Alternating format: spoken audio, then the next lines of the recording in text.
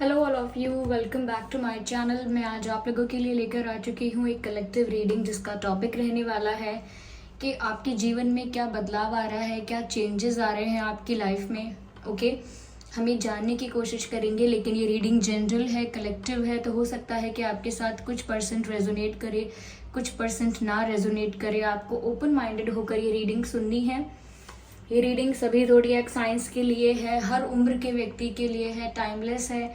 आप जब भी इस वीडियो तक पहुंचेंगे, आप जब भी इस वीडियो को देख रहे हैं, यह आपके साथ तभी रेजोनेट करेगा, फिर चाहे आप इस वीडियो तक कितने भी समय बाद क्यों ना पहुंचे हों।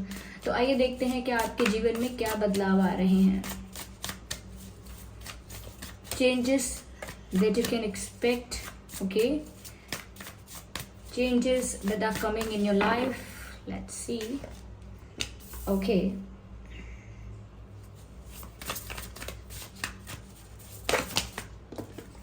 Okay.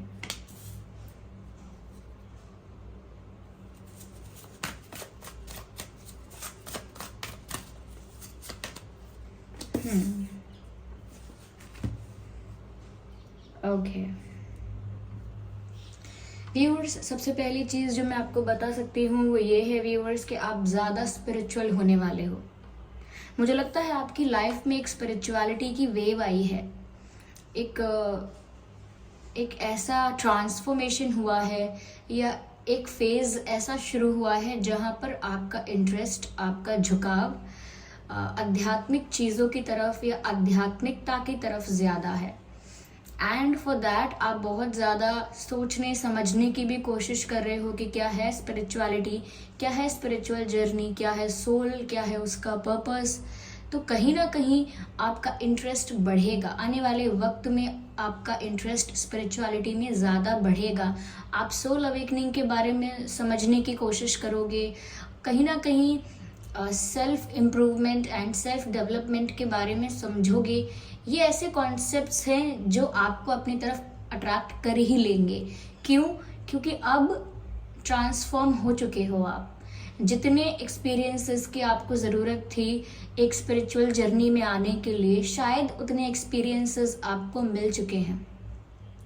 तो मुझे लग रहा है कि कहीं ना कहीं आपके साथ कुछ ऐसा अनुभव भी हो सकता है जो आपको स्पिरिचुअलिटी की तरफ और मोटिवेट करेगा, बहुत अट्रैक्ट करेगा। ऐसे अनुभव, ऐसा लगना कि there is something which is always protecting me, कोई ऐसी शक्ति है, कोई ऐसी डिवाइन शक्ति है जो हमेशा मुझे प्रोटेक्ट करती है, जो हमेशा मेरा काम अगर बिगड़ने वाला होता है तो बस एंड तक पहुंचते पहुंचते मैं संभल जाता हूँ, या कुछ बहुत बुरा होने वाला है तो वो नहीं होता है, मैं बच जाता हूँ। ऐसा कुछ अनुभव आपको होने लगेगा, या फिर आपको ऐसा लगने लगेगा कि जब भी मैं दुखी हूँ या जब भी मैं कुछ बोल रहा हूँ, कह रही हूँ, कोई सुन रहा है, कोई तो ऐसी शक्ति है जो मुझे सुन सकती है और मुझे एक्सपीरियंसेस में, अनुभव में मुझे आंसर्स मिलते हैं। तो मुझे ऐसा लगता है व्यूअर्स कि कुछ ऐसे अनुभव आपके साथ होंगे, कुछ ऐसे एक्सपीरियंसेस आपके साथ होंगे जो कहीं ना कहीं आपको विवश कर देंगे। आपका दिमाग अपने आप ही इस तरफ जाएगा कि मैं जानने की कोशिश करता हूँ या करती हूँ कि ऐसा मनुष्य के साथ क्यों होता है, क्यों हम ऐसा महसूस करते हैं, क्यों हमारे ऐसे भाव होते हैं, और क्या सच में कोई ऐसी शक्ति होती है या फिर ये सिर्फ मेरे दिमाग की उपज है। तो ये जब आप जानने की कोशिश करेंगे, इस पर क्लैरिटी लाने की कोशिश करेंगे, तो नेचुरली आप स्पिरिचुअलिटी में कदम रख चुके होंगे। तो मुझे लगता है व्यूअर्स, आपके लाइफ में स्पिरिचुअलिटी बढ़ रही है, आध्यात्मिकता बढ़ रही है, एंड विद दैट लोग आपके बारे में बहुत ज़्यादा चर्चा कर रहे हैं। ये चर्चा दोनों तरह की हो सकती है व्यूअर्स। ये ऐसा भी हो सकता है कि लोग आपकी प्रशंसा कर रहे हैं and they are talking about it. हो सकता है लोग कहीं ना कहीं आपको क्रिटिसाइज कर रहे हैं, लेकिन लोग आपके बारे में चर्चा कर रहे हैं। ये मैसेज आपके लिए यहाँ पर इसीलिए है कि आप इस बात से अटेंटिव रहें, अवेयर रहें कि आपको अफेक्ट नहीं होना है। अगर आपको कभी पता चलता है कि मेरे बारे में कोई चर्चा करता है, चाहे बुरी करता है या अच्छी करता है, इट इज़ जस्ट इन्फॉर्मेशन। आपको इस इन्फॉर्मेशन से अफेक्ट नहीं होना है, क्योंकि कोई चर्चा करता है वो अपने नज़रिए से करता है, ओके, हो सकता है किसी को आपकी कोई बात बहुत भाती है और किसी को आपकी कोई बात नहीं भाती, कोई आपके लिए बहुत खुश है, कोई आपसे जेलस है। तो ये तो उनके देखने पर, उनके सोचने पर डिपेंड करेगा, लेकिन यहाँ लोग आपके बारे में बातें करते हुए नजर आएंगे। ये आपके फ्रेंड्स भी हो सकते हैं, रिलेटिव्स भी हो सकते हैं, कलीग्स हो सकते हैं, क्लासमेट्स हो सकते हैं, काफ़ी अगर आपके पास्ट लाइफ में कुछ ऐसे लोग थे, पास्ट लाइफ में नहीं, पास्ट में, आपके पास्ट में कुछ ऐसे लोग थे जिनसे आपका अब इतना अच्छा कम्युनिकेशन नहीं है, जिनके साथ अब आप टॉकिंग टर्म्स में नहीं हैं, वो लोग आपके बारे में चर्चा कर सकते हैं। ये ऐसा होगा कि आपके अंदर जो बदलाव आ रहा है, वो बदलाव देखकर लोग आपके बारे में चर्चा कर सकते हैं कि ये इंसान बदला बदला सा है। तो आपके अंदर का बदलाव भी चर्चा का विषय हो सकता है, पर आपको अफेक्ट नहीं होना है। ऐसी बात भी नहीं होनी चाहिए कि कोई आपके व्हाट्स रॉन्ग विद मी, ऐसा अक्सर नहीं होता है, पता नहीं क्या हो गया है, कैसे शब्दों को बोल रही हूँ। ओके, ऐसा ज़रूरी नहीं है कि कोई आपकी प्रशंसा करे तो आपको खुश होना है, नहीं, तो भी खुश होने की अति आवश्यकता नहीं है, क्योंकि किसी की प्रशंसा से खुश हो जाना या किसी के किसी की निंदा से दुखी हो जाना, ये तो बिल्कुल ऐसा हो जाएगा कि अपना कंट्रोल, अपने इमोशंस का कंट्रोल किसी और के हाथ में दे देना, वो नहीं करना है। यहाँ पर ऐसा लगता है व्यूअर्स कि आप ना अकेले एंजॉय करना सीखने वाले हो, या फिर अपने आप ही आपको अकेले में मज़ा आने लगेगा, अपने आप ही आप लोगों से डिस्टेंस मेंटेन करोगे। चाहे बहुत सारे लोग बैठे हैं और मज़ा आ रहा है, people are laughing, people are enjoying, तब भी आपको मन करेगा अब मैं थोड़ा अकेले में जाके बैठना चाहता हूँ, बैठना चाहती हूँ। तो कहीं ना कहीं आपको अकेलापन रास आने लगेगा। इसका मतलब क्या है? आपको खुद की कंपनी पसंद आ रही है। जब हमें अकेले रहना भारी पड़ता है, बुरा लगता है, हमको तकलीफ होती है अकेले रहने से, उसका अर्थ होता है कि हमें खुद की ही कंपनी पसंद नहीं है, यानी कि खुद की ही संगत हमें पसंद नहीं आती है। अपने खुद के साथ हम 1 घंटे भी अकेले नहीं बैठ सकते हैं, तो फिर एक्सपेक्ट कैसे कर सकते हैं कि कोई हमारे साथ बैठना चाहेगा या हमारी लाइफ में आना चाहेगा और हमारे साथ वक्त बिताना चाहेगा। We can never expect that when we are not comfortable with our self, जब हम खुद के साथ इतने कंफर्टेबल नहीं हैं। तो मुझे लगता है आप अकेले में अपने मन में ही इंजॉय करना शुरू करेंगे। ऐसे व्यक्ति आपने देखे होंगे जो मंद मंद मुस्कुराते रहते हैं, उनसे पूछो क्यों मुस्कुरा रहे हो, क्या बात है, कोई कारण नहीं बताएंगे, क्योंकि उनके मन में ही उनकी खुशी वो ढूंढ लेते हैं और खुश रहते हैं। वो स्पिरिचुअल होते हैं, ये भी कारण है कि उन्हें पता होता है कि दुनिया इल्यूजन है, दुनिया में हो रही सिचुएशंस भी इल्यूजन है, हम इसमें इन्वॉल्व हो सकते हैं, परफॉर्म कर सकते हैं, ड्यूटीज़ वगैरह फुलफिल कर सकते हैं, लेकिन इससे अटैच होने की ज़रूरत नहीं है। सपोज़ हम फैमिली में हैं तो वहाँ हम अपनी ड्यूटी फुलफिल ज़रूर करेंगे। ओके, किसी के वाइफ है, हस्बैंड है, बच्चे हैं, या कोई स्टूडेंट है, कोई जॉब करता है, किसी का प्रोफेशन है, जो भी जिसका रोल है वो उसे अच्छे से परफॉर्म कर सकता है, जो भी जिसकी ड्यूटी है उसे अच्छे से फुलफिल कर सकता है, but at the same time वो अपने ही भीतर खुश रहता है, क्योंकि वो बाहर की चीज़ों से अटैच नहीं होता। क्यों नहीं होता अटैच? क्योंकि उसे पता होता है कि ये चीज़ें टेम्परेरी हैं। अब आप खुद सोचिए, अगर किसी को सपोज़ कोई पर्सन अपनी लाइफ पे है, जिसकी लाइफ मान लीजिए 70 ईयर्स की है, 80 ईयर्स की है, वो पूरी लाइफ ये सोचता है मेरी लाइफ में कितनी बड़ी प्रॉब्लम है, चाहे वो परिवार से रिलेटेड है, फाइनेंसेस से रिलेटेड है, या और भी कोई डिफ़िकल्टी है जैसे हेल्थ प्रॉब्लम है, तो वो इंसान ना जीवन भर 80 ईयर्स तक, अगर 80 ईयर्स का उसका ड्यूरेशन है उस लाइफ का, तो उस पूरे जीवन में ना उन्हीं चीज़ों से उलझता है, उन्हीं चीज़ों से दुखी होता है, फिर वो चीज़ें इम्प्रूव कर जाती हैं तो उन्हीं चीज़ों की वजह से खुश हो जाता है कि चलो अब ये दुख मेरे जीवन से चला गया। फिर क्या? फिर लाइफ ओवर हो जाती है, कोई स्पिरिचुअलिटी नहीं हुई, कुछ नहीं किया, तो ऑब्वियसली जो लिबरेशन का, सैल्वेशन का, जो मुक्ति वाला जो जो टर्म है वो उस इंसान की लाइफ में आ ही नहीं पाता। फिर हमको नेक्स्ट लाइफ मिल जाती है, soul travels and get the new body, तो फिर नई लाइफ मिल जाती है, फिर वहाँ सब कुछ ए से शुरू करना पड़ता है, अगेन स्कूल जाना है, या फिर जैसे भी इन्वायरमेंट में आप हैं आपको वहाँ से बड़ा होना है, वापस एक बच्चे से बड़ा होना है, फिर सीखना है, फिर समाज आएगा, फिर दुनिया के साथ डील करना है, फिर नई प्रॉब्लम्स आएंगी, वो कर्म के हिसाब से फिर न्यू सिचुएशंस, न्यू प्रॉब्लम्स आएंगी, फिर इंसान सोचेगा पूरी लाइफ उसको टैकल करेगा। तो अपनी स्पिरिचुअल जर्नी के बारे में वक्त नहीं निकाल पाता है।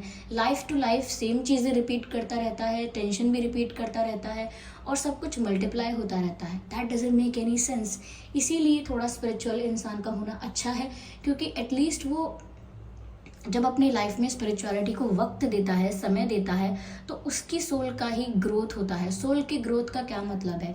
जब इंसान समझ जाता है कि मैं एक आत्मा हूँ और इस साइकिल से भी बाहर निकलना है, तो कहीं ना कहीं उसके अंदर वो सेंस ऑफ फुलफिलमेंट या कंप्लीटनेस आ जाता है कि मैं तो अपने आप में पूरा हूँ या अपने आप में कंप्लीट हूँ, मुझे किसी के लिए नीड नहीं है कि कोई होना ही चाहिए। तो फिर वो अपने आप में खुश रहता है।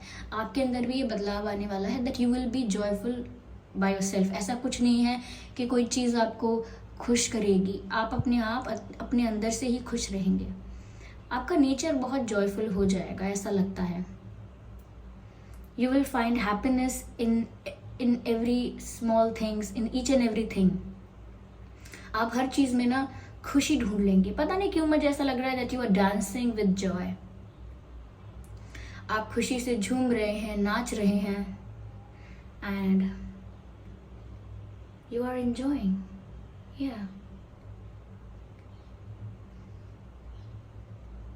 तो ये स्पिरिचुअलिटी की वजह से ही हो रहा है व्यूअर्स आपकी लाइफ में, कि आप अपनी ही साथ बहुत ज़्यादा क्या कहते हैं उस टर्म को, क्या कहते हैं, उस फ्रेज को क्या कहते हैं, ये तो अपने में ही मस्त रहते हैं, ऐसा कुछ बोलते हैं। अपने में मस्त रहना, ऐसा कुछ मुझे याद नहीं आ रहा एग्जैक्टली, लेकिन अपने में मस्त रहने की बात है। तो आप अपने में मस्त रहेंगे। चलिए, आप में से कुछ लोग ऐसे हो सकते हैं जिनका बहुत स्ट्रॉन्ग फेथ है लॉर्ड कृष्णा पर, ओके। और लॉर्ड कृष्ण पर आपका बहुत स्ट्रॉन्ग फेथ हो सकता है, और मुझे लगता है उन्हीं की ब्लेसिंग्स से आप ज़्यादा स्पिरिचुअलिटी की तरफ आकर्षित होंगे। For some people of course जिनका फेथ है उनके लिए मैं बोल रही हूँ।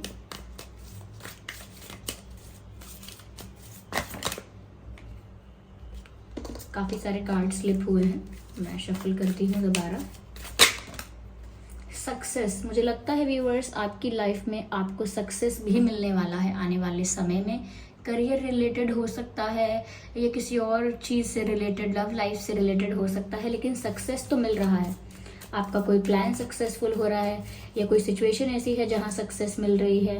लेकिन व्यूअर्स आप इस बात का ज़रूर ध्यान रखिएगा कि कंपैरिजन मत कीजिएगा। अगर आपको कंपैरिजन करना ही है तो अपने अर्लियर वर्जन के साथ, अपने प्रीवियस वर्जन के साथ कर लीजिएगा कि पहले मैं कितना गुस्से वाला था, या पहले मैं कितनी गलत बातें बोलता या सोचता था या सोचती थी, लेकिन अब मैं ठीक हूँ। Now I am behaving good. तो मुझे ऐसा लगता है कि आप अपने प्रीवियस वर्जन के साथ अगर कंपैरिजन करना चाहते हैं कि कितना इम्प्रूवमेंट आया है, तो ज़रूर कीजिए। उससे आपको और हेल्प मिलेगी, और ज़्यादा डेवलपमेंट करने में, और ज़्यादा इम्प्रूवमेंट करने में। खुद के साथ ही तुलना कर लीजिए कि आप कल कैसे थे, आज कैसे हैं, और कल कितना बेहतर बनेंगे। लेकिन किसी और के साथ कंपैरिजन मत कीजिएगा कि देखो वो तो बेस्ट है, देखो वो कितना स्पिरिचुअल है, मैं तो नहीं हो पाया। ये भी नहीं करना है, ओके। ये भी नहीं करना है कि वो कितना सक्सेसफुल है, मैं नहीं हो पाया, उसकी लव लाइफ अच्छी है, मेरी नहीं है। क्योंकि सबको अपने कर्म का मिला है, हमको सिर्फ वही मिला है जो हम डिज़र्व करते हैं। उससे ज़्यादा नहीं मिला है, उससे कम नहीं मिला है, जितना हम डिज़र्व करते हैं उतना मिला है। तो फिर कंपैरिजन कैसा? इसीलिए कंपैरिजन से थोड़ा दूर रहें। अगर लोग आपका कंपैरिजन किसी से करते हैं, उसको सीरियसली ना लें। आई नो समटाइम्स पेरेंट्स भी कंपैरिजन करते हैं, let them do, let them से, क्योंकि let them speak about it, क्योंकि वो एक उनको केयर होती है या चिंता होती है, वो उस तरह से करते हैं। लेकिन फिर भी नहीं करना चाहिए स्टिल, ओके। अगर कोई आपको सामने से कंपेयर करता है किसी के साथ, तो उस कंपैरिजन को रिजेक्ट नहीं करना है, अप्रिशिएट नहीं करना है, बस सीरियसली नहीं लेना है। Take it as a joke, okay. Take it as just something not important, बस इतना ही।